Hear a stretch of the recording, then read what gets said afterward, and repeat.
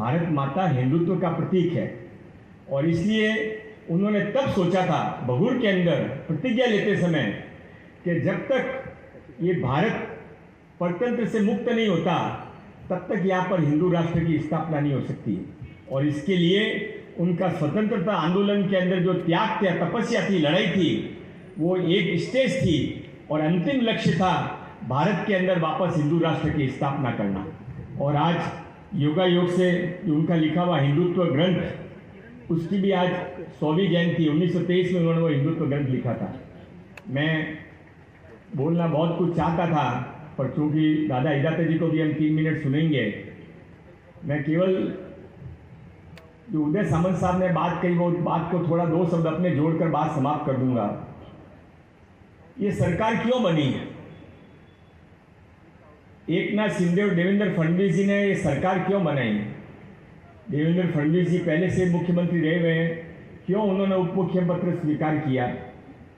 एकनाथ जी शिंदे वहाँ पर उनके पास सारे डिपार्टमेंट थे, सारा मान था, क्यों उन्होंने वो छोड़ के रिस्क के अंदर गए? कभी ये तो ऐसा जुआ था कि जो जीत भी सकते थे और हार भी सकते थे। उदय सामंत जी तब भी मंत्री थे, उन्होंने भी जुआ खेला। 40 में से 20 लोग पहले तब भी मंत्री थे, कुछ तो कुछ पदों पर थे। सबने रिस्क लेकर वो छोड़कर आपके साथ में, हमारे साथ में हम दोनों क्यों आए? उसके पीछे एकमात्र कारण स्वतंत्र वीर सावरकर की प्रेरणा थी। उसके पीछे एकमात्र कारण हिंदुत्व की कल्पना थी। वो जिस तरह से पुरानी सरकार, एनडीए सरकार तुष्टीकरण की राजनीति कर रही थी, तुष्टीकरण की राजनीति नहीं चाहिए। भाजपा शिवसेना जिस तरह से हिंदुत्व के कारण पहले इकट्ठी थी, वही एक नेचुरल मैरिज थी। अननेचुरल मैरिज कभी स्वीकार नहीं थी, पहले दिन भी स्वीकार नहीं थी और जिस दिन टूटी उस दिन भी स्वीकार नहीं थी। रत्नागिरी ने पूरे भारत के अंदर हिंदुत्व के मानने वाले लोगों को इकट्ठे आना पड़ेगा और इसी प्यार के कारण हम सब इकट्ठे आए। छोटी मोटी बातें परिवार के अंदर आपस में होती रहती है। मेरी सार्वजनिक मन से आप सबसे विनती है कि आप उस रत्नागिरी में रहते हैं या 13 साल तक स्वतंत्र वीर सावरकर का वास्तव्य रहा था, जहां पे तिलक जी का जन्म स्थान था। उनकी आत्मा यही कहीं आपको देख रही होगी।